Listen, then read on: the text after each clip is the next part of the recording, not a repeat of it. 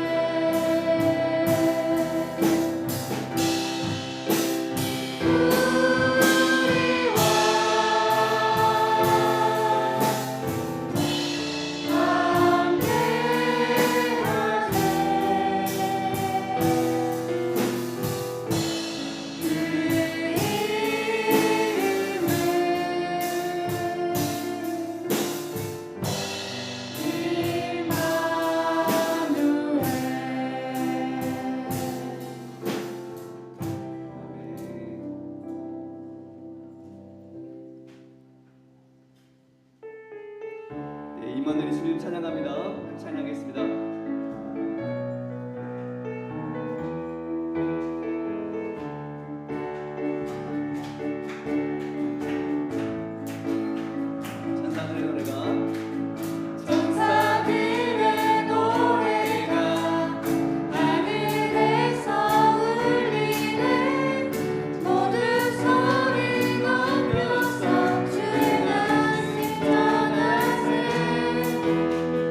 모든 말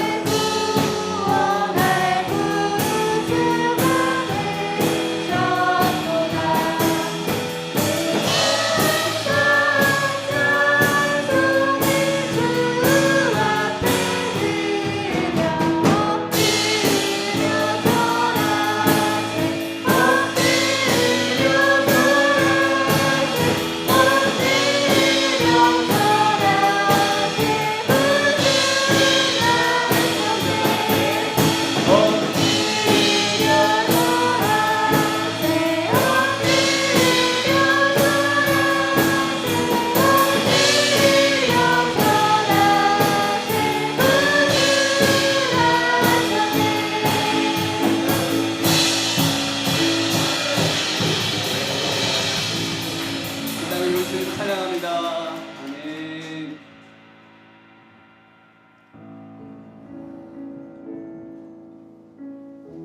예수님은 왕이십니다. 겉으로 보기에는 비천한 촌부의 모에서 나셨고 그리고 초라한 마국간에서 나셨지만 예수님은 우리를 구원하시러 이 땅에 오신 가장 높은 곳에서 가장 낮은 곳으로 임하신 만왕의 왕이심을 믿습니다. 2000년 전에 오신 이 땅에 오신 예수님은 오늘 또 이 땅에 그리고 우리에게 오셔서 우리 함께하기를 원하시는 주님이십니다. 우리에게 이 땅에 왕으로 오시는 예수님을 함께 바라시면서 같이 찬양했으면 좋겠습니다. 왕이 나셨다. 같이 함께 찬양하겠습니다.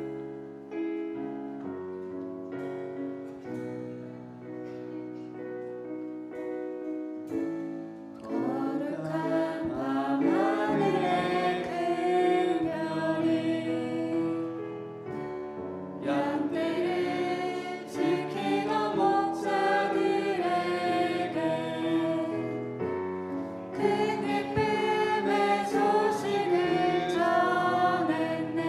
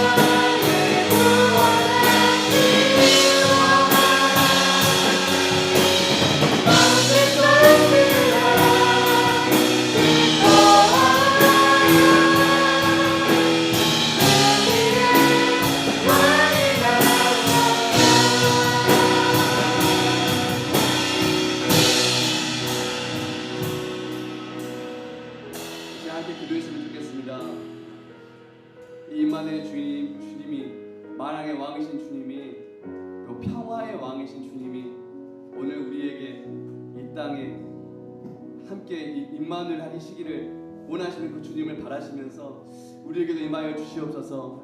평화의 왕으로 임하여 주시옵소서. 함께 기도하는 시간이 됐으면 좋겠습니다. 함께 기도하겠습니다.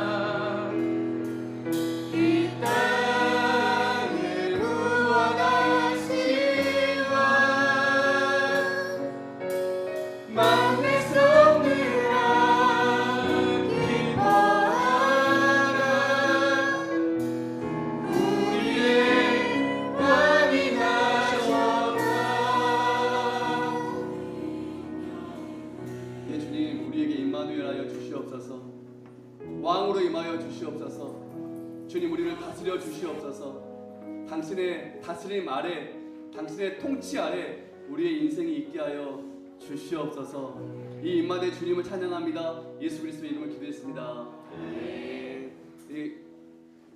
왕신 예수님께 박수 올려드리겠습니다.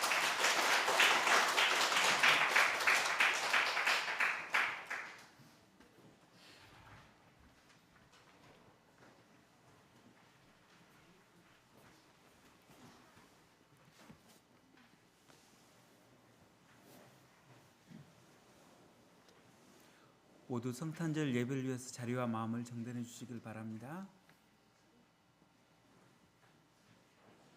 다 함께 묵도하심으로 성탄절 예배를 하나님께 올려드리겠습니다.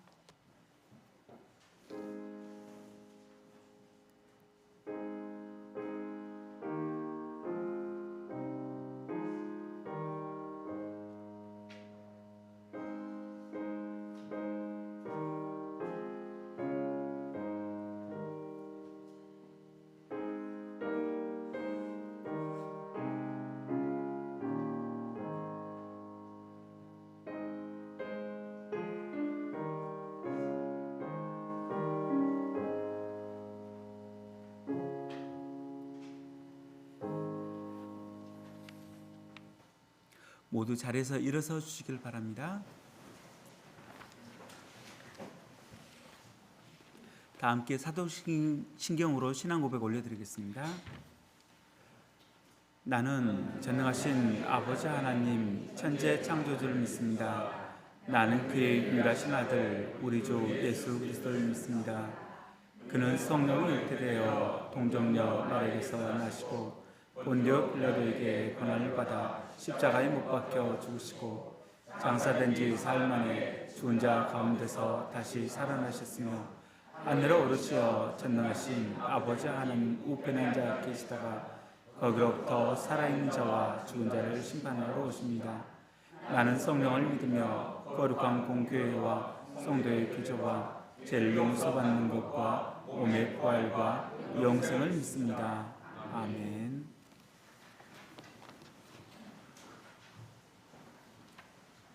이 시간 여성교회 1팀, 2팀이 준비한 특송을 하나님께 올려드리겠습니다.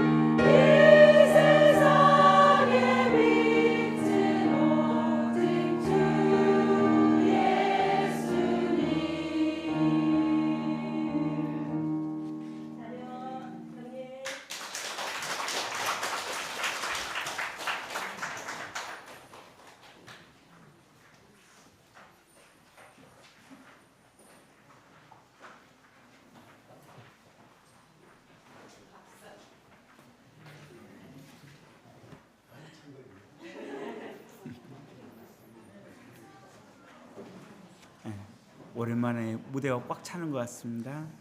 은혜로운 특송 감사합니다.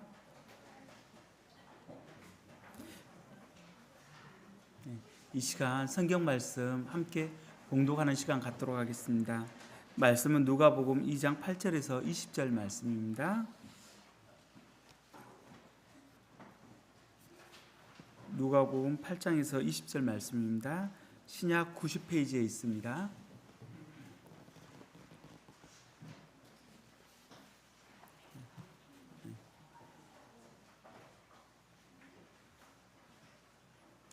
다 찾으셨으면 한 절씩 교독하도록 하겠습니다. 그 지역의 목자들이 밤에 밖에서 자기 양떼를 지키더니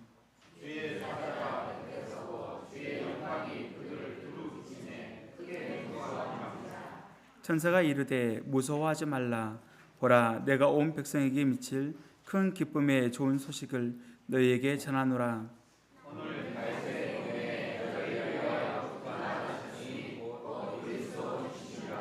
너희가 가서 강보에 쌓여 구유에 누워 있는 아기를 보리니 이것이 너희에게 표적이니라 하더니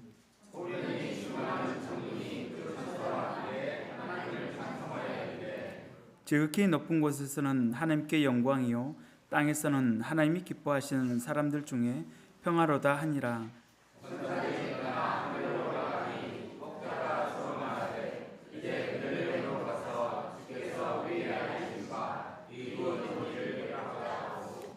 빨리 가서 마리아와 요셉과 구유에 누인 아기를 찾아서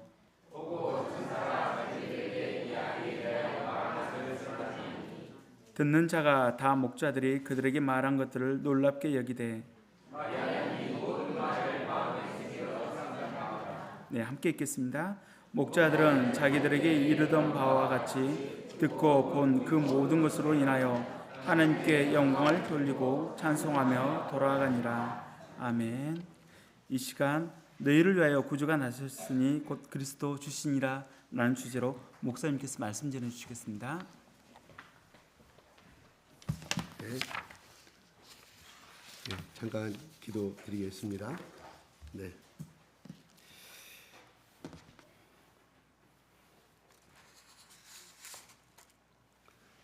아버지 하나님 감사합니다. 오늘 우리가 그렇게 바라던 아니 하나님께서 계획하시고 창세전부터 계획하시고 아담이 죄를 범하고 이후로부터의 수많은 계획과 고민 가운데서 당신의 사랑하는 아들 예수 그리스도를 이 땅에 보내신 날을 기념하는 예배입니다. 우리는 그저 이 은혜를 받기만 하면 되는 것이지만 아버지신 하나님께서 온 세상을 창조하시고 다스리면서 이날을 얼마나 많은 시간과 많은 나날들을 고민하고 계획하셔서 이 땅에 그 아기 예수를 보낸 날입니다. 하나님, 우리 가운데 이 날이 하나님이 얼마나 우리를 사랑하시는가에 대해서 깨닫게 하시며 또한 우리가 얼마나 하나님의 사랑을 갈구하는 존재이며 또한 이 날이 얼마나 우리 인생에 의미가 있는 날임을 깨닫게 하여 주시옵소서. 일순간의 기념의 파티가 아니라 영원히 우리 속에 잉태되는 아기 예수가 우리 마음속에 우리 영혼 속에 심어지는 잉태되는 날이 될 수 있도록 주여 축복하여 주시옵소서. 성령님 오시옵소서. 우리 가운데 오시옵소서. 기름 부어주시고 하나님 우리를 붙잡아 주시옵소서. 우리를 감동시켜 주세요. 성령님 우리의 길을 열어주세요. 아직도 마귀에 사로잡혀 있는 이 영혼들 주의 권능으로 끄집어내 주시고 하나님 성령께서 우리 메마른 심령 가운데 답답한 심령 가운데 성령님 기름을 마음껏 부어주셔서 예수 그리스도의 사랑과 하나님의 사랑을 깊이 감격하고 또 감격하고 이 예수 그리스도의 사랑에 하나님 아버지의 사랑에 울고 감동하는 시간이 될 수 있도록 축복하여 주시옵소서. 예수 그리스도의 이름으로 기도드리옵나이다. 아멘. 하나님 아버지 사랑합니다. 예수님 사랑합니다. 예수님 사랑해요. 사랑해요. 성령님, 성령님, 우리 마음, 내 마음 붙잡아 주세요. 불쌍히 여겨 주세요. 긍휼히 여겨 주세요. 예수님, 죽도록 사랑하고 싶어요. 이 마음을 만져주시고 치료하여 주시옵소서. 그리하여 내 마음에 아직도 짓누르고 있는 악한 생각들, 악한 영의 생각들, 악한 영의 세력들, 예수 그리스도의 말씀과 성령의 치료하심으로 말미암아 벗어나게 하시고 예수 그리스도의 십자가 사랑 안에 무릎 꿇고 주여, 나는 죄인입니다. 나는 자랑할 것이 하나도 없습니다. 나는 지옥에 갈 수밖에 없는 죄인입니다. 이 고백을 하는 예배 시간이 되게 하여 주시옵소서. 나를 붙잡아 주세요. 나를 붙잡아 주세요. 아직도 나는 예수님이 나의 구세주임을, 나의 인생의 목자임을 깊이 만나지 못한 죄인입니다. 이 시간 예배를 통하여, 이 시간 모든 순서를 통하여 이 완악한 마음, 이 교만한 마음 다 물리쳐 주시고, 성령님, 예수님, 하나님, 나를 불쌍히 여겨 주세요. 더 이상 방황하고 싶지 않습니다. 우리 가정의 문제 아시잖아요. 내 인생의 문제 아시잖아요. 말 못할 수 없는 고통 때문에 나 혼자만이 끙끙 앓고 있는 이 마음 아시잖아요. 이 시간 예수 그리스도의 십자가 앞에 무릎 꿇고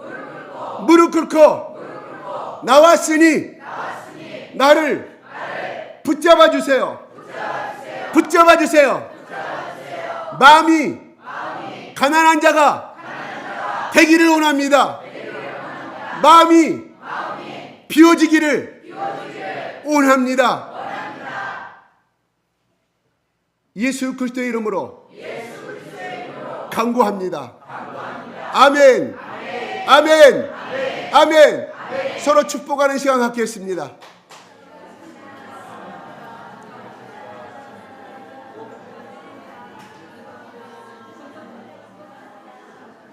아직도 안 하는 사람이 있습니다.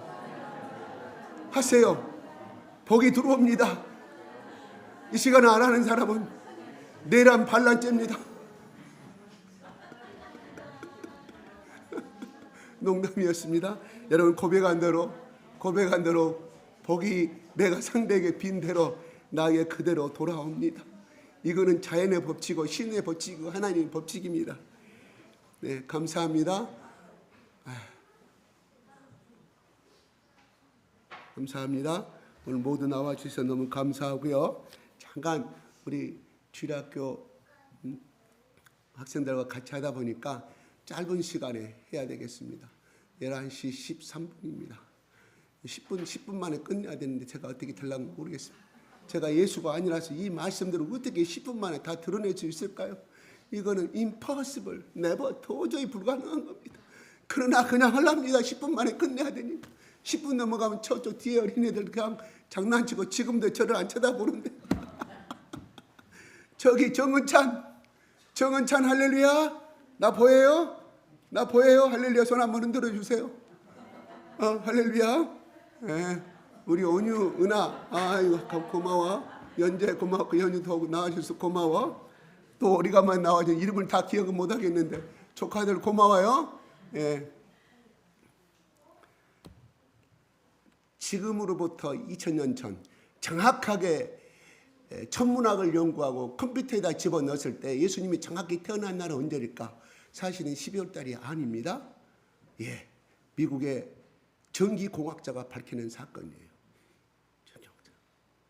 그래서 이거를 시뮬레이션을 해서 그때 당시에 왜 별이 나타났는가, 진짜 큰 별이 진짜 나타났는가 조사를 다 해서 그 당시에 기록된 중동의 역사, 이란이라든가 이라크라든가 그들의 고대 역사가 있을 거 아니겠습니까? 우리나라 조선 왕족실록처럼 거기에 대비시켜가지고 컴퓨터에 집어넣으니까 BC 5년, 기원전 5년 4월달이 나와요.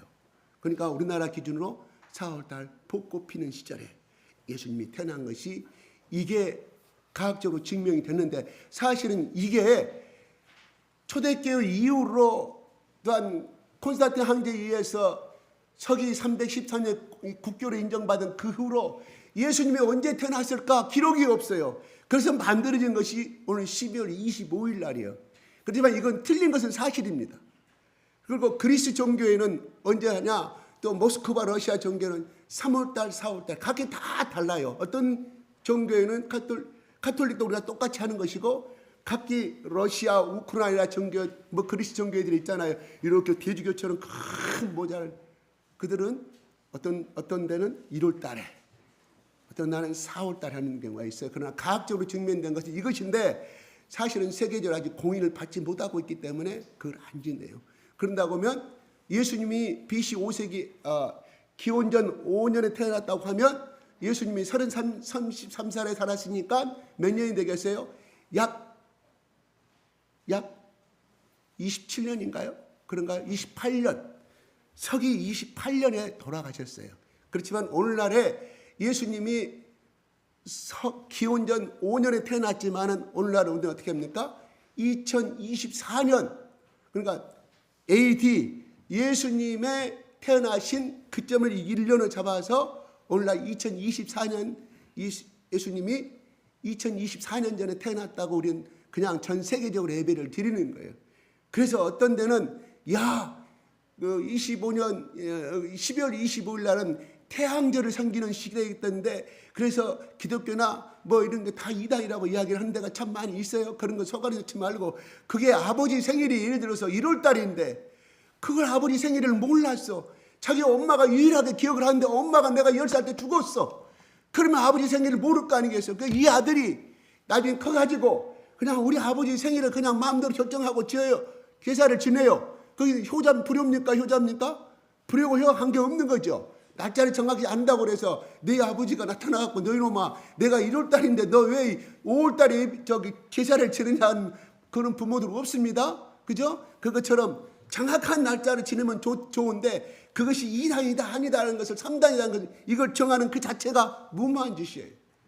그렇게 알고 넘어가시기 바랍니다. 그래서 오늘 예수가 태어난 날이에요. 근데 어떻게 됐냐 한번 볼까요? 오늘 본문에 나온 대로 8절에 보면 한번 올려주실랍니까? 8절 한번 올려주세요. 시작.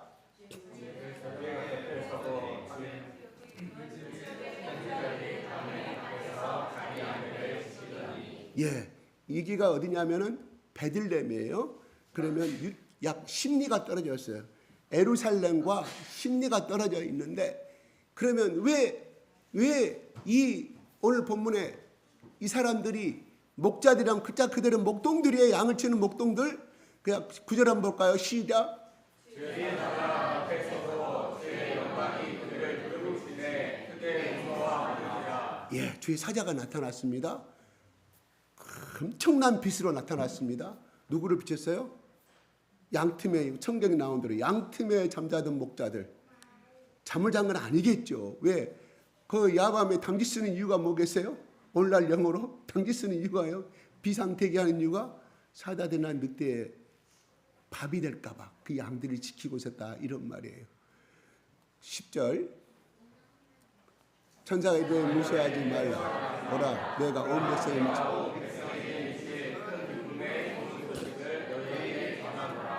이 목동들은 누구냐? 유대인들이에요. 유대인들도 이 목동들도 그러면 그 당시에 양을 치는 목동들의 직업이 뭐냐? A, B, C급, D로 나눠가지고 D급이었어요. D급. 다시 말해 제일 하층민의 계급으로 취급받는 직업이었어요. 예, 냄새 나는 것을 하기 때문에. 냄새 나는 것, 양들 냄새 많이 납니다. 그렇게 하기 때문에 똥치고 뭐 또 가죽도 털도 깎아야 되고 또 사람을 죽이는 양을 죽이는 목축업도 도축업도 같이 겸했다 이런 말이에요. 왜냐하면 먹으려면은 자기 키우던 양을 목을 따가지고 그다음에 양고기 해먹을 거 아니겠어요? 저는 양고기를 직접 먹어봐서 진짜 너무 맛있어요. 예. 그런데 갑자기 나타납니다.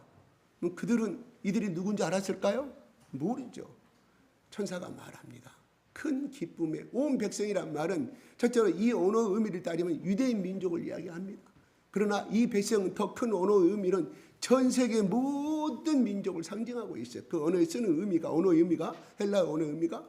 그래서 그 다음에 그것이 소식이라는 것이 어떤 소식이냐? 큰 기쁨이라고 그랬습니다. 앞에 기쁨에 좋은 소식이라 해도 말이 될까요? 안 될까요? 문장상 아무 문제가 없습니다. 근데 누가는 이렇게 전합니다. 천사가 기쁨이라면 사람이 이를 형용할 수 없는, 사람이 감정적으로 느꼈던 최대의 기쁨, 더 이상의 기쁨을, 큰 기쁨의 오늘 의미가 들어 있습니다. 기쁨은 뭐예요? 슬픈 소식은 글자 그대로 슬프게 우는 것이고, 기쁨은 기쁘게 웃는 소식의 글자 그대로. 그래서 우리는 가스펠성이라고 이야기합니다. 그걸 줄여서 영어로 유식하게 가스펠성, 복음의 노래다 이런 말이에요. 복음 노래. 근데 여기서 이 기쁨의 좋은 소식은 우리가 섞여서 한자로 우리가 중국어 한을 그대로 받아쓰다 보니까 복음이 됐다 이런 말이에요. 복의 소리다. 복의 소리다. 이게 기쁨. 오늘 이 시간에 제가 지난주 수요일 날 10계명 1계명이 뭡니까? 나 외에 다른 신을 섬기지 말라고 제가, 그래서 거기에 대해서 우리가 얼마나 많은 죄를 범고 있는가 해서 A4 용지로 3페이지를 올렸어요. 우리 병원 집사님이 여기다가 3페이지 빡빡하게 올렸어요. 거기에 여러 가지 조상들이 지은 죄들, 또 내가 어릴 때 같이 그것이 뭔지도 모르고 어머니 옆에 서서 같이 손가락 빌고 무당 쫓아다니고 당산나무에 손빈 거, 이런 것들이 얼마나 우리 조상들이 범했는가를 수십 가지의 죄들이 나왔어요. 우리 조상대로 그 죄를 범했으니 우리가 누구의 마귀의 세력 가운데 있으니 우리 민족이 잘 살 수 있었겠냐 이런 말이에요. 저 당나라 군대부터 시작해가지고 청나라까지 얼마나 많은 1200, 여기 중국에서 오신 분이 있는데 대단히 미안합니다. 청나라까지 시작해서 1200배의 침략을 받는 나라, 끊임없이 포로로 잡혀가고 군사가 당하고 또 자기 부인도 뺏기고 자기 딸도 뺏겨서, 왜? 그때는 중국에 여자들이 없으니까 남자들은 우왕이 많고 자기들끼리 전쟁을 많이 했어요. 통일이 될 때까지. 그러니까 남자들이 없는 거예요. 남자들도 여자들도 부족하고, 그러니까 장가갈 사람들은 농촌 총각, 오늘날 지금 중국도 농촌 총각들이 총각을 못 가고 있습니다. 그래서 탈북 여자들 사가지고 결혼하는 거 많이 보잖아요. 그때 다 잡아갔어. 언제까지? 저기 이야기해서 저기 인조 병자호란일 때까지 다 잡혀. 5만 명, 10만 명, 20만 명. 주로 여자들. 이게 우리나라 이 민족의 현실이에요. 현실. 그러니 하나님이시는 모르고 토속신앙에서 장독대가 심어봐 나라가 당나라, 이 앞에 동네 앞에 그 허수아비에다가 그 다음에 뭐죠 이게 있는 거 뭐예요? 허수아비 같은 거 이게 뭐라고 하죠? 다 생각이 안 나네. 마을 어귀 있는 거 장군상 장군 대장군에다가 빌어보고 앞에 당산나무에다 보름따름 제사 지내고 했던 거 아니겠어요? 그때 그냥 그 나무 뿌리 밑에 살고 있던 뱀이 갑자기 구렁이가 쉬고 있다가 갑자기 풍악 소리가 울리고 뭔 소리가 나니까 구렁이가 쥐익 나오니까 우리 제사를 받아먹었다고 좋아라고 했던 것이 우리 조상들의 이 죄요. 나 위에 다른 신을 섬기지 말라. 이 죄를 범하고 있으니 그 자식들이 잘 될 수 있겠냐고, 그 후손들이 잘 될 수 있겠냐고. 우리나라의 현실의 역사잖아요. 그렇죠? 네. 그래서 6.25 그 끝나고 나서 그대로 하나님이, 우리가 하나님을 믿는 우리 민족들이 회개하고 일어나고 해서 이게 한 사람 한 사람에게 뭐가 있어요? 예수의 군사들이 있다 보니까 겉으로 보기에는 약한 나라 같지만 저렇게 막 서울 광장이 매일매일 예신을 떠들고 해서 지금 관광객들이 확 줄어버렸다고. 중국에서도 오지도 않고 강나라에서 오지도 않아버려 지금. 하고 장사하는 사람 지금 망하게 생겼어요. 오늘 뉴스 나왔잖아요 아침에. 이게 현실이에요. 그렇지만 곧 위험한 것 같지만 우리 속에 보이지 않는 예수 그리스도가 있고 우리 한 사람 한 사람 지금 오늘 이 시간에도 저 서울의 어느 교회 저 시골의 어느 정궁방방곡곡에서 새벽 5시면 이 나라 이 민족을 위해서 내 자식을 위해서 기도하고 있는데 그렇게 쉽게 넘어가는 나라가 아니라 이런 말. 누가요? 하나님의 손이 지키고 있기 때문에 하나님의 손이 우리나라를 잡고 있기 때문에 그렇다 이런 말입니다. 손은 무엇을 의미할까? 다이나믹스, 두나미스를 이야기합니다. 권능을 이야기합니다. 우주를 창조하신 힘을 이야기합니다. 그 하나님의 손이 우리 민족을 사로잡고 있는데 누가 감히 우리나라를 넘볼 수 있겠습니까? 그때하고 틀립니다. 조선시대하고 틀려요. 조선시대 후기 그 말기시대 대한제국 초기시대 틀려요. 이제는 6.25 이후로 우리 민족이 회개하고 하나님 그래서 나를 사랑하는 민족에게는 천대까지 복을 주시고 나를 거절하고 우상을 숭배하는 사람은 3, 4대까지 저주를 내린다는 말이 성경에 기록되어 있지 않나요? 여러분 주의 한번 보세요. 아직도 우상순을 섬기고 거기에 가서 틈만 나면 불교의 절에 가서 그 다음에 무당 찾아가서 이렇게 하는 그 친척들 한번 보세요. 잘 되는 거 보이던가요? 잘 되는 거 돈은 많이 벌죠. 자식들 재산분배 싸움은 하고 또 가정 분열이 일어나고 그런 거 여러분 눈에 보고 계시잖아요. 그렇지만 우리 친척들의 그도 가난하지만 그래도 행복하게 잘 사는 거 점점 가정이 부흥이 되고 자녀들도 탈다는 것을 예수 믿는 우리 친척들 보면 이것이 증거지 않습니까? 그럼 나는 이런 나라가 지금 혼란스러운 건 걱정하지 않아요. 왜? 우리 한 사람 한 사람 속에 오늘 우리 교회만 해도 한 사람 속에 예수의 영이 들어있는데 그 예수의 영은 누구입니까? 하나님이시잖아요. 그분이 누구신가요? 바로 천지를 창조하시고 나를 사랑하고 나를 존경하는 자, 나를 경외하는 자 천대까지 하나님이 약속하셨습니다. 하나님이 그는 언약이요. 그는 하나님의 목숨 걸고 우리에게 맹세하신 언약입니다. 그런 하나님이 어찌하여 우리나라를 망하게 만들겠습니까? 단 우상을 숭배하지 않고 하나님 이에 다른 신이 생긴다거나 하나님 보시기에 악한 행위를 하지 않은 이상은 우리 민족은 이 땅에 예수 그리스도의 복음을 가지고 저 200개국에 저 300개국에 복음을 증가하고 나눠주는 절대 꾸지 않고 나눠주는 삶을 이루고 있음을 우리는 압니다. 지금까지 유엔이 1945년도 창설돼 가지고 유엔이 창설돼서 각국 나라를 도와주고 전쟁의 나라를 도와줘 가지고 별 볼 일 없어 도와줬어도 별 볼일 없고 유엔군이 파병하도 그 나라 별 볼 일 없는데 우리 한국처럼 유엔이 파병돼 나가지고 그렇게 유엔에서 나라에서 각국 나라에서 물질적인 지원해주고 어떤 것 많이 지원해서 이렇게 부강한 나라가 돼서 이제 나눠주는 나라가 우리 대한민국 하나밖에 없는 줄 믿으시기 바랍니다.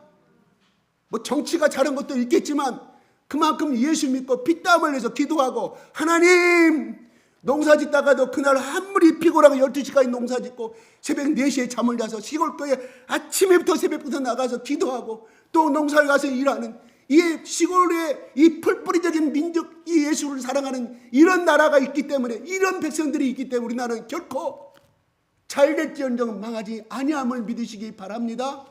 아멘. 아멘. 옛날에는요 여러분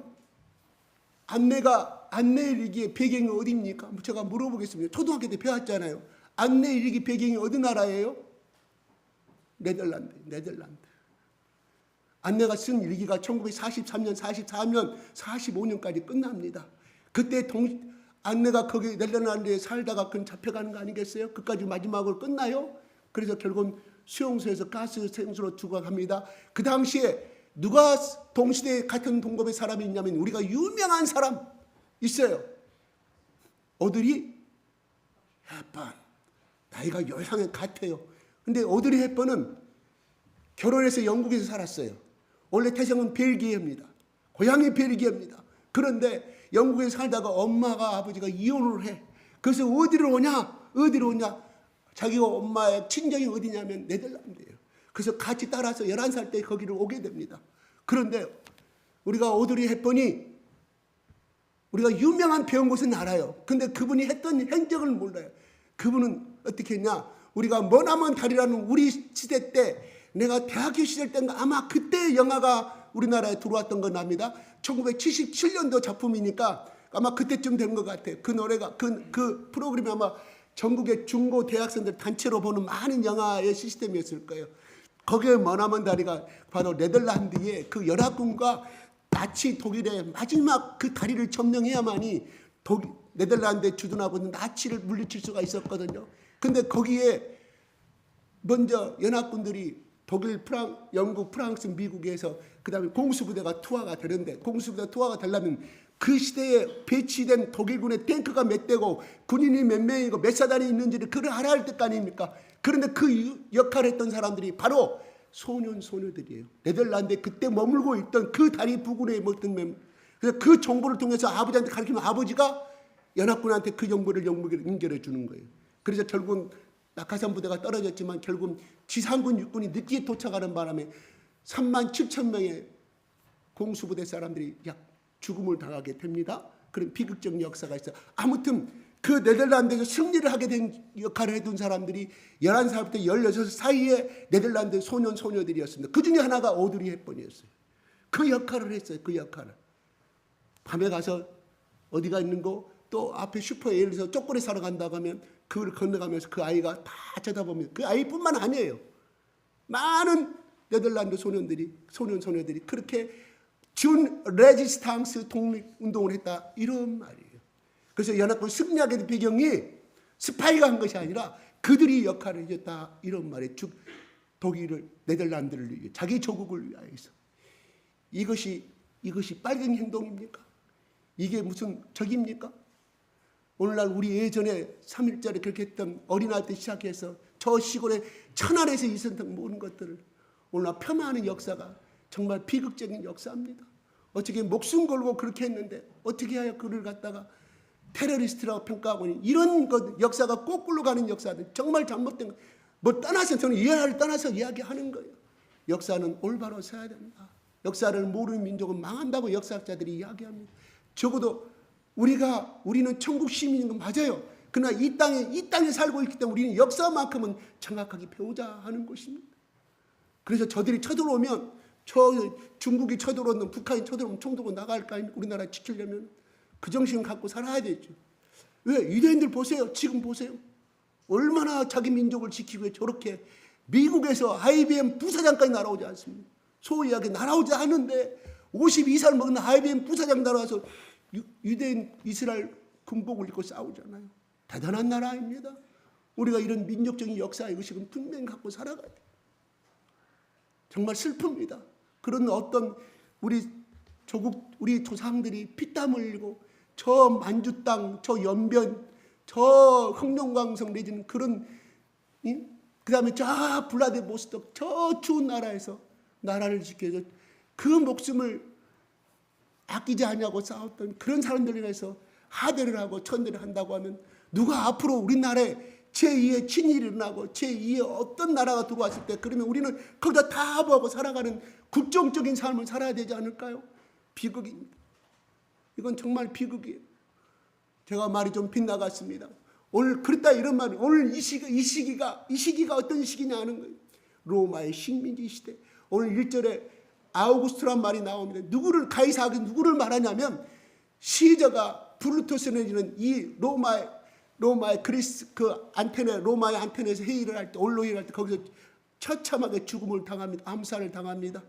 나중에 그것을 한 시저 황제 시저의 양아들이었던 옥타비아누스가 자기 아버지를 죽인 사람들 다 대적해서 죽이잖아요. 그래서 그 옥타비아누스가 제3대 황제로서 이 이스라엘 나라를 다스리고 있던 때라, 이런 말이에요. 그러므로 무엇을 의미하느냐? 이것은 이 성경의 이야기는 옛날 스토리가 아니라 그냥 누가 지어낸 것이 아니라 역사적인 사실이라, 이런 말이에요. 역사적인 팩트라, 이런 말이에요. 로마 황제도 옥타비아누스가 통치하고 있을 때 그가 명령을 내려요. 자기들이 다 집권한 나라들에게, 야! 전부 다 인구조사 시켜서 다 호적 올려.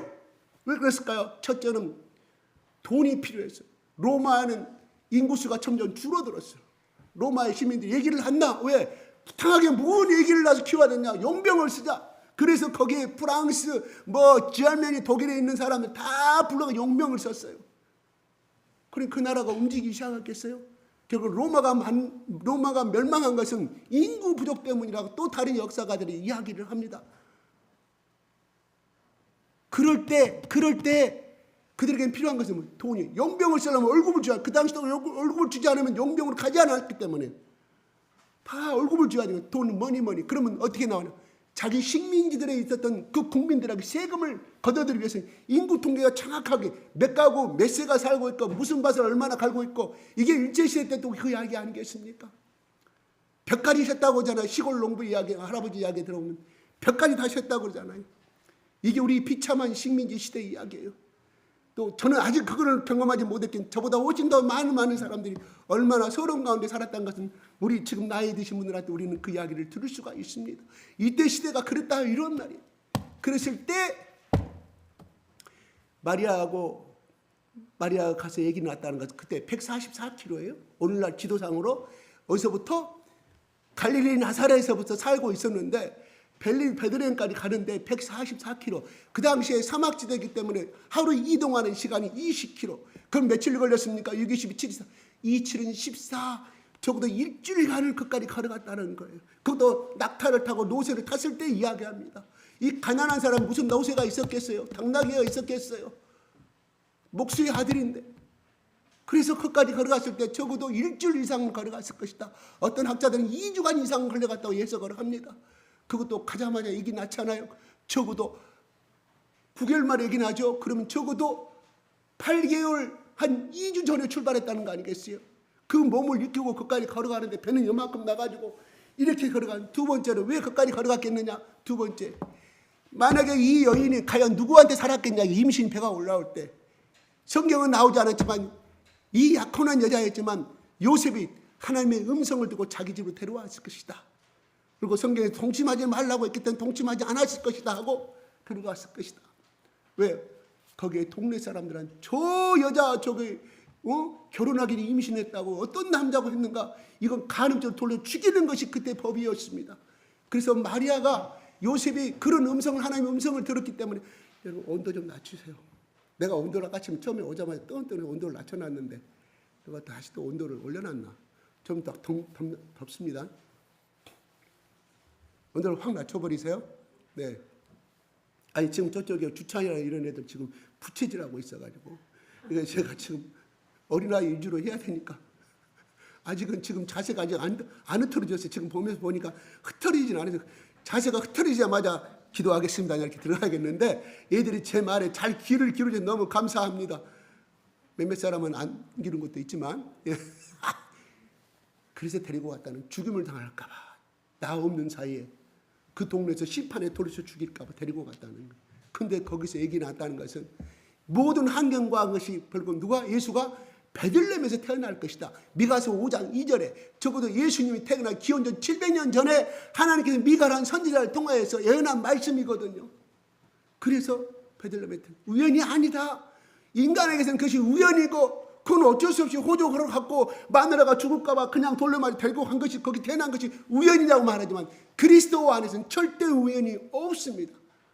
그래서 성경은 로마서에 바울이 이야기합니다. 모든 것이 합력하여 선을 이루신다는 것은 결과적으로 오늘날의 나의 지금까지 오는 이 고난과 나의 역정이 결과적으로 그것이 10년이 지나고 20년이 지났을 때, 그때 그것이 나에게 복을 주게 하는 시련이었구나 하는 것을 깨닫게 된다는 하나의 예를 드는 것이죠. 바울이 그 많은 고난과 돌쳐 죽음을 당하는, 또 바다에 파손당하고 했지만은 그 시간은 왜 나에게 이런 고난만 올 것인가 생각했지만 1년이 지나고 2년이 지나면 그때 이런 뜻이 있어서 내가 배가 파손이 됐고, 내가 거기 구레네 섬에 내가 살게 됐고, 내가 뱀에 물리고, 이 사건을 하나님께서 그들에게 거기에 사는 토착민들을 복음화시키기 위해서 하나님 배를 파손시켰구나. 바울이 거기서 깨달아요. 그래서 깨달은 말이, 나에게 일어난 모든 것은 결코 그가 일부러 제약의 땅으로 가지 않은 이상 내가 예수 그리스도의 말씀을 지키고 살아보려고 발버둥 치는데 오는 고난에 대해서는 하나님이 결단코 그냥 떨어지는 씨앗이 아니라, 이런 말이에요. 결단코 그 하나하나가 나의 가정과 내 자손에게 복이 되는 축복의 시간들이었음을 바울은 알았기에 로마서에 그렇게 기록해 놓고 있다는 사실입니다. 그러므로 우리가 이런 소망을 가지고 있습니다. 지금은 내가 어렵지만 이걸 내가 하나님 붙들고 사가랴가 하나님 앞에 기도하고, 지난주에 말씀하셨던 그가 단번에 일주일 동안 기도한 거 아니에요. 그가 그 부인하고 집에 있어도 기도하고 제사장 일주일간 감당할 때도 하나님 아기 주세요, 아기 주세요. 내 친구 종사들은 벌써 손자를 보고 있는데 나는 아기도 없고 뭐 하겠습니까? 나는 한나의 남편처럼 아브라함처럼 내가 다른 여인 첩을 얻지도 않고 하나님이 주신 그 약속을 내가 믿었기 때문에 엘리사벳이 내 아내의 모든 인간적인 여자로서 모든 기능을 잃어버렸지만 하나님 없는 것을 창조하시고 무에서 유를 창조하시고 하나님 나에게 약 강구하느냐는 하나님께서 들어주시던 그 말씀을 나는 믿고 이제까지 왔는데 하나님 도와주세요. 하나님 내 아는 날마다 웁니다. 내 아는 날마다 그래 간절한 강구라면 간절한 기도에 간절한 비가 오나 눈이 오나 오늘 기분 좋으면 하고 그 다음에 내일은 기분 나쁘니 애착해버리는 그런 신앙이 아니라 계속적인 뜻이라 이 말. 네 강구가 내게 들렸단 말은 계속 현재 진행 과거부터 언제 시점이 정해서 과거부터 아니라 과거부터 현재 진행형의 시제의 단어를 쓰고 있어. 강구가 들렸느니라. 지금까지도 들려주고 있다. 이런 말입니다. 흔들 이야기합니다. 우리가 기도가 왜 안 이루어질까요? 하나님 기도에 분량이 있다고 합니다. 하늘에 내가 오늘 10번을 기도하고 내가 한 달간 살짝해서 기도했 아직은 안 이루어져. 하나님 앞에 내 기도 양이 차야 된다는 거예요. 그것이 가다가 넘치게 흘렀을 때 기도의 역사가 축복의 역사가 시작된다. 이런 말입니다. 아이고 내가 강구해도 안 되고 기도도 안 되고 합디다. 정말로 제가 한번 지난주 수요일날 그 하나님 이에 다른 신상제가 얼마나 큰 죄인가를 그걸 다 올려놨을 때 읽어보라고 하니까 다 걸렸잖아요. 그래서 제가 손들고 한번 해버려요. 여기 집에서 20분 해올 수 있는 손 들어보세요. 딱 한 사람 들었어요. 이렇게 누가 볼까? 저는 봤어요. 누군지. 그냥 10번 하니까 한 번 하는데 5분 걸리거든요. 10번은 50분이거든요. 그거 해올 사람 다음 주 수요일까지. 그러면 하루에 한 번만 5분 동안 투자하면 다 되는 거 아니겠습니까? 손 드는 사람이 없어요. 그래서 내 생각은 겸손해서 안 들었다고 저는 좋게 생각을 합니다. 집에 가서는 하지만 겸손해서 또 잘난 찬다고 생각할까 봐 우리 교회는 겸손한 사람이 많다 이런 말이에요. 만약에 제가 여기서 그 기도문을 올려주면서 이거 20번 애운 20번 애울 거 다 할 거냐. 낭독원 사람 일주일 다음에 주일날 내가 해서 낭독원 사람 양식권 손들고 제가 20만 원씩 주겠다고 다 하고 올 거 아니에요. 이게 우리 현실이에요. 비판하는 거 아니에요. 우리 현실이다 이런 말이에요. 눈에 보이는. 근데 사실은 20만 원보다 더 가치 있는 것이거든요. 더 가치 있는 것이 그 기도문인데 천주교에서 나는 그걸 깨달았어요. 천주교에서는 장례식을 가든 뭐를 가든 다 성경적 그 기도문이 있어요. 기도문. 그러면 무슨 기도를 하는데 그걸 보고 있는가 했더니 제가 이제서 깨달은 거야. 야, 그 방법이 좋구나. 기도를 하면 기도할 줄 모르니까 어떻게 할지도 몰라. 그냥 하나님 나 아프니까 낫게 해주세요. 그걸 끈다. 천주교에서는 내가 나섰을 때 내가 병이 생겼을 때 쭉 나이랬거든요.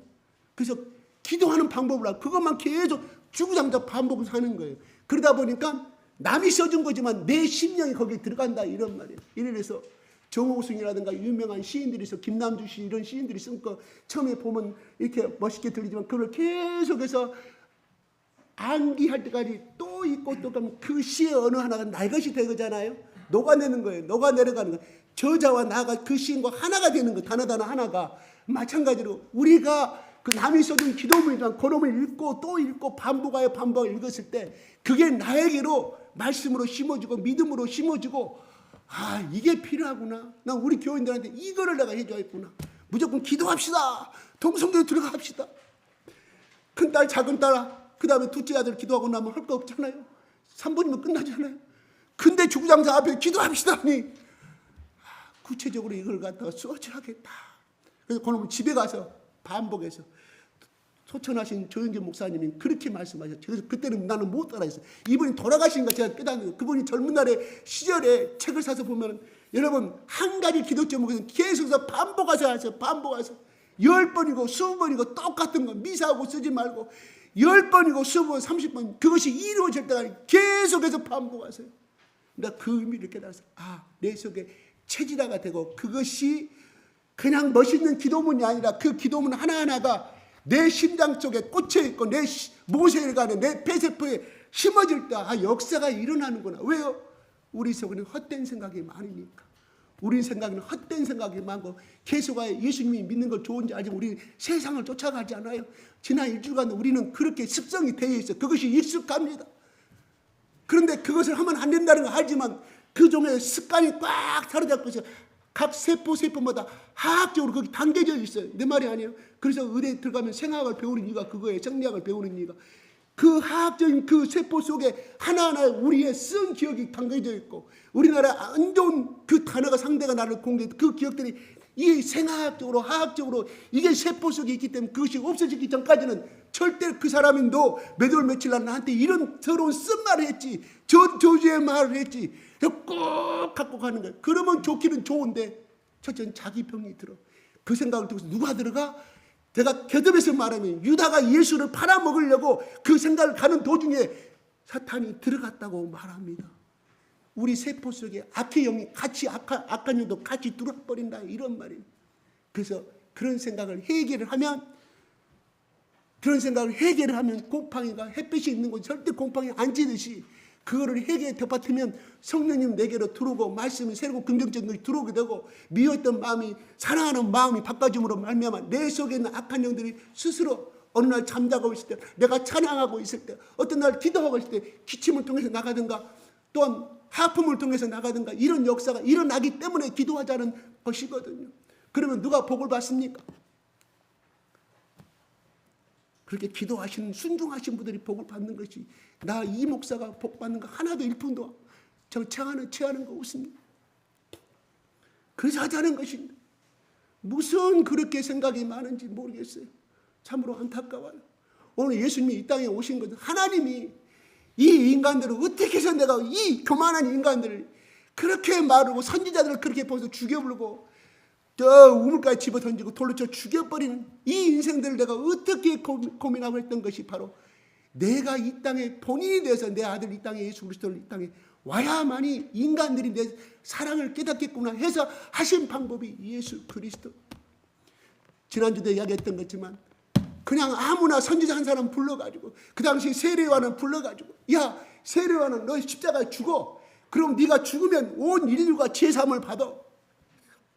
그런데 그것 가지고는 인류가 제사함을 받을 수는 감히 못 된다 이런 말이에요. 그 사람을 비하시키는 것이 아니라 감히 못 돼. 그러면 온 인류를 만드신 그 하나님이 자기 생명을 주어서면서까지 그래야만이 온 인류가 죄를 받겠다, 죄사함을 받겠다 해서 예수를 자기 본체신 예수를 이 땅에 보내셨다 이거예요. 왜요? 그 예수만이 온 인류를 바꾸신 절대적인 가치가 있기 때문에. 그래서 마귀가 거기에 대해서 절대 꼼짝을 못하는 사실을 알았기 때문에 예수를 선택해 보낸 것이거든요. 그러면 그 예수가 온 인류에 오는 온 백성, 온 인류라고 제가 해석을 했어요. 바로 오늘날 2000년 후에 돌아가실 것을 아시고 우리가 태어날 것을 아시고 예수님이 2000년 전에 이 모든 길을 열어놓으셨단 말이에요. 그래서 믿기만 하면 되는 거예요. 믿기만 하면 나에게 복된 소식이 되고 복 글자 그대로 복이 들어와요. 복이. 그걸 예수를 내가 만났을 때 그러면 내를 잡고 있던 우리 가정 잡고 있던 모든 저주가 떠나게 됐을 때 그때부터 복음의 통로가 열려서 암 환자가 낫게 되고 병든 자가 낫게 되고 정말 똥구멍이 찢어지도록 가난했던 집안이 일어나기 시작하는 거예요. 우리가 1950년대 보세요. 그래도 정말로 보리 새끼. 나중에 여러분 오드리 헵번이 뭘로 죽은지 아세요? 대장암으로 죽었어요. 왜 그런지 아세요? 그 당시에 나치 독일군이 어떻게 연합군들이 우리의 정보를 모두 알고 이걸 침투를 했을까 하니까 네덜란드 국민들이 여기에 동조했다 싶어가지고 네덜란드에 모두 들어가는 모든 수입 물자, 항구를 봉쇄시켜버리고 철저하게 기아 상태로 만들었어요. 그래서 죽은 사람들이 약 5만 명. 그 당시 네덜란드 국민이 얼마인지 뭐 기아 상태로 죽어간 사람이 5만 명이 죽어갔어요. 그러면 살아있는 사람은 오직 했겠냐 이런 말. 제대로 영양 섭취를 하지 못하게 됨으로 말미암아 우리 장 속에 이건 의학적으로 증명이 된 거예요. 우리 현대 의학자들 오늘날 그거에 대해서 증명을 한 거예요. 왜 그 시대에 살았던 사람들이 나중에 어른이 돼가지고 장암으로 대장암으로 죽어갈까? 이거 연구를 했더니 우리 제2의 뇌가 이거잖아요. 장이잖아요. 장에 유익균이 많이 번성을 해야만이 우리 속에 생각하는 암세포들을 죽일 수가 있는데 이 영양분을 받지 못하니까 면역세포가 약해. 그러니까 그 암세포를 죽지 않냐고 나중에 어느 시기가 돼서 10년이 지나보니까 막 먹기 시작하잖아요. 근데 그 암세포가 죽지 않으면 결국은 나이가 흘러가니 대장암 확률이 50%가 성장했다는 거예요. 사망을 통계를 뽑아보니까 제 말이 아닙니다. 이건 우리에게 무엇을 가르쳐 줄까요? 그래서 나중에 그 오드리 헵번 그 아름다운 여인도 대장암이 빼빼 먹지 못하니까 그렇게 잠드는가 뼈만 쫙 남고 죽어가는 모습 우리가 사망사전에 본 적이 있습니다. 이거는 우리에게 또 한 가지 사실을 가르쳐 주는 거예요. 우리 속에 끊임없이 이 말씀을 먹지 아니하면 절대로 그 사람이 영적인 결핍 때문에 죽어가요. 누가? 암세포가 성장해 가듯이 우리 속에 신앙 예배 생활을 등한히 하고 말씀을 등한히 하는 사람에는 영적인 이런 암세포들이 우리를 휘어잡아요. 그래서 마음속에 원망과 불만이 확 사로잡고 있고 교회를 못 나게 만들어. 스스로 만든 거잖아요. 스스로 만든 거 누가 만든 거죠? 누가 만든 겁니까? 스스로 만든 것인데. 하나님이 그래서 시편 1편에 주야로 말씀을 묵상하는 자, 끊임없이 말씀 보는데 누가 암세포가 들어올 수 있겠어요? 악의 영들이 들어올 수 있겠냐고, 불만의 영이 들어올 수 있겠냐고요, 미움의 영이 들어올 수 있겠냐고요. 사랑하는 마음은 넘칠 수밖에 없는 거 아니겠습니까? 어찌하여 만약에 학생이 일주일에 한 번이 머리가 좋은 사람이 일주일에 한 번씩 가서 수업을 듣는 사람과 365일 듣는 사람과 실력이 누가 더 나을까요? 누가 좋은 대학 갈까요? 누가 건강한 삶을 살아갈까요? 우리는 그 일주일에 한 번도 지키지도 못하는데 이게 하나님 앞에 복받고 살 수 있다고 한다. 이거는 도둑놈 심보예요. 전 팩트로 날리는 거 괜찮아요. 저한테 마음을 원망을 가지고 관계없습니다. 이건 팩트이기 때문에 그렇습니다. 왜 하나님이 24시간 말씀을 사모하라고 말씀했을까요? 왜 하나님이 아브라함 때부터 십계명을 주고 출애굽한 다음부터 그때 계속해서 모세를 불러가지고 그 말씀, 왜 그렇게 하자면 너희들이 가나안 땅에 가서 그 가나안 땅들이 섬기는 그 우상신 명예와 그 다음에 돌에 파묻히는 그 우상신을 절대로 너희들이 벗어날 수가 없다. 이겨낼 수가 없기 때문에 하나님이 주신 거라. 이런 말이에요. 유대인 백성들도 심지어 여기다 팔목에다 말씀 새기고 여기다가 말씀을 새기고 하는 사람들도 결국은 모세 그 통해서 하나님의 영광과 하나님의 기적을 봤으면서 모세에게 대하는 거 원망하는 거잖아요. 하나님의 기름 부으신 사람에게 대적가 있던 여러분, 결코 하나님이 그 자리에 심판해 버리잖아요. 그 자리에 지진을 일으켜 3만 5천 명 죽여버리잖아요. 왜요? 내게 모세에게 대적한 것이 아니라 하나님께 대적. 내가 모세에게 내 기름을 부었는데 네가 나에게 대적하는구나. 그 자리에서 심판해 버리잖아요. 제가 말하자면 하나님 너무하십니다. 일주일간의 회개 기회를 주시고 죽이시지. 하나님이 참다가 너희들이 그렇게 원망하고 대적하는 하나님 나에게 대적하는 것이다. 하나님 선포하시잖아요. 그러면서 그걸 하시고 그들 앞에서 250만 명이 보이는 앞에 350 명을 지진을 일으켜 땅이 삼켜버리지 않습니다. 하나님은 사랑의 하나님이시지만 때로는 참고 있다가 결국은 멸망의 길로 갈 수밖에 없는 비참한, 차라리 그런 사람은 이 애굽 땅에 그냥 종회사로 살아갔던 것이 행복의 삶 아니었겠습니까? 제가 오늘 이렇게 말하는 것은 우리 아기 예수가 이제 옵니다. 온 이유가 뭘까요? 우리를 지악의 노예로 살고 있기 때문에 지악의 노예에서 건져내주고 싶어요. 그렇지 않고는 예수의 피가 아니고서는 너희들은 영원한 마귀의 밥이 되고 귀신의 밥이 될 수밖에 없다. 네 인생 풀린가 보라. 이 아기 예수를 네가 빛으로 오신 이 예수를 영접하면 그 성령의 빛이 바로 마귀를 멸하고 네 속에 있는 조상 대대로는 그 저주를 다 멸하여 시켜주시겠다는 것이 하나님의 약속입니다. 오늘 이렇게 말합니다. 큰 기쁨의 좋은 소식이라고 말합니다. 오늘 아기 예수가 오늘 노래 부르고 성탄하고 무용하는 이것이 아니라 정말 이 아기 예수가 내 인생에 절대적인 가치가 되며 왜 예수를 믿어야 되는가? 오늘날 우리보다 더 많이 배우고 더 과학적인 문명과 더 많은 지식을 첨단머리에 서고 있는 저 미국과 유럽이 왜 이 예수를 믿었는가? 우리를 그들을 따라갈 수가 없습니다. 인문학이나 기술이나 정신적인 세계에 그들을 따라갈 수가 없습니다. 그런데도 그들은 예수를 믿고 있습니다. 그들이 그렇게 똑똑한데도 뭐가 부족해서 예수를 믿을까요? 바로 거기에 유대한 진리가 있습니다. 생명을 살리는 것입니다. 우리가 인생이 잘 되고 가정이 잘 되고 내 영혼이 잘 되는 그런 위대한 비밀이 들어있고 우리가 돌아갈 고향은 저 하늘나라는 그들은 믿었고 알기 때문에 조상 대대로 1500년 동안 그 예수를 믿고 살아가고 있다. 이런 우리 유럽 가고 싶죠. 나도 로마 가고 싶습니다. 그래서 스위스 저 유명한 알프스산도 가고 싶고 정말 동영상 보면 미치게 저도 가고 싶어가지고 그렇게 복락을 누리시는 건 뭐 조상 대대로 하나님을 섬겼기 때문에 예수를 믿었기 때문에 그 믿음의 씨앗이 또 예수가 그들의 나라를 통치하고 다스리다 보니까 복된 나라가 되고 선진국이 됐던 거 아니겠습니까? 내가 부족하다고 생각하신가요? 그래요. 하나님은 부족한 자를 부른다고 그랬어요. 그래요. 내가 아직도 연약합니다. 하나님이 연약한 자를 부르신다고 말씀하셨어요. 내가 병들었습니까? 하나님 병든 자를 부르신다고 말씀합니다. 바로 이 예수가 앞으로 오늘 태어난 그 예수가 33년이 지나면 죽어갑니다. 하나님이 마리아가 얼마 못 가서 자기 아들이 죽은다는 사실을 알았을 때 이 마음이 어땠을까요? 특히나 하나님은 이 예수의 일생을 다 알고 계시는데 아버지에서 그 마음이 어땠을까요? 그렇지만은 나를 사랑하기 때문에 온 인구상의 전 온 민족을 말하면요, 나하고 해당 사항이 없는 것 같아요.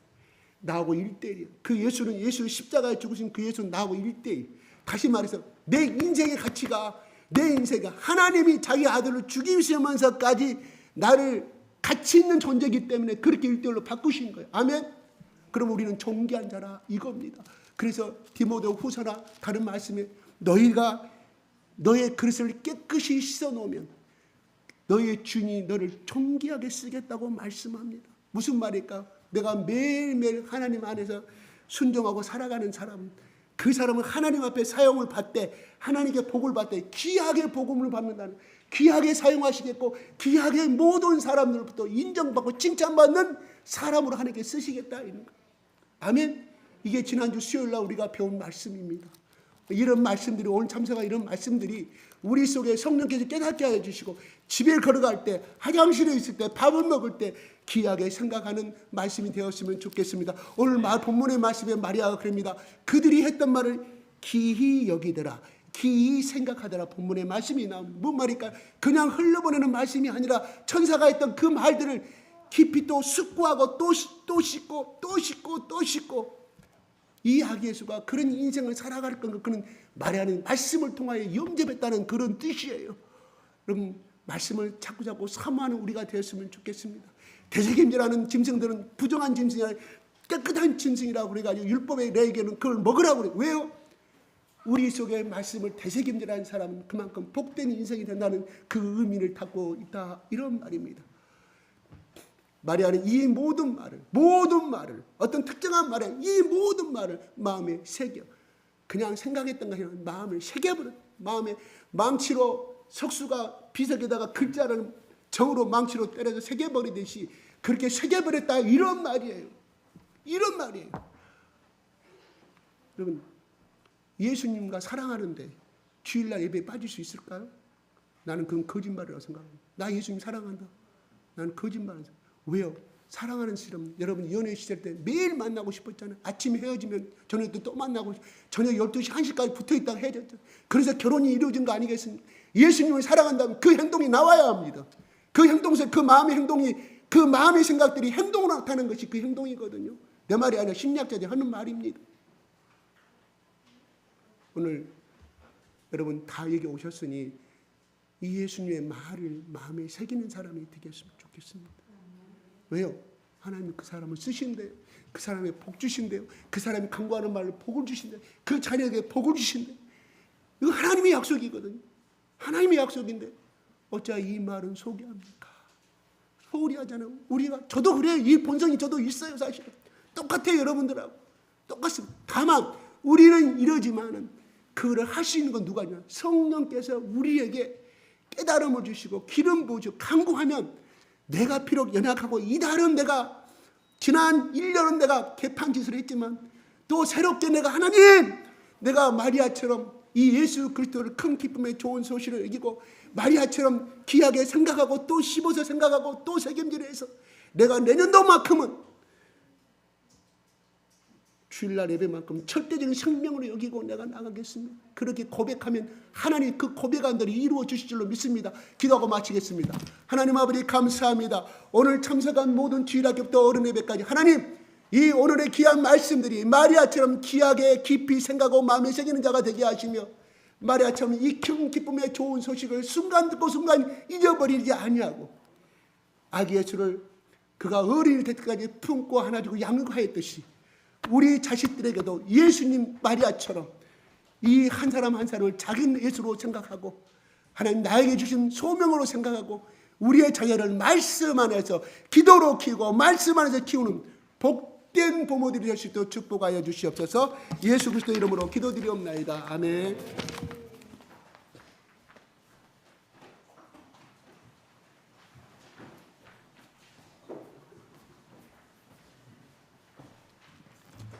네, 귀한 말씀 감사합니다.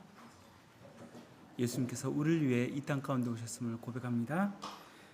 다음은 유년부에서 지금까지 준비한 특별한 공연이 있겠습니다. 그리고 이어서 중고등부 축전 영상과 남성교회 이 팀에서 준비한 구원열차 공연이 있겠습니다. 우리 유년부 준비 끝나면 나와주시고 나올 때 큰 박수 부탁드립니다.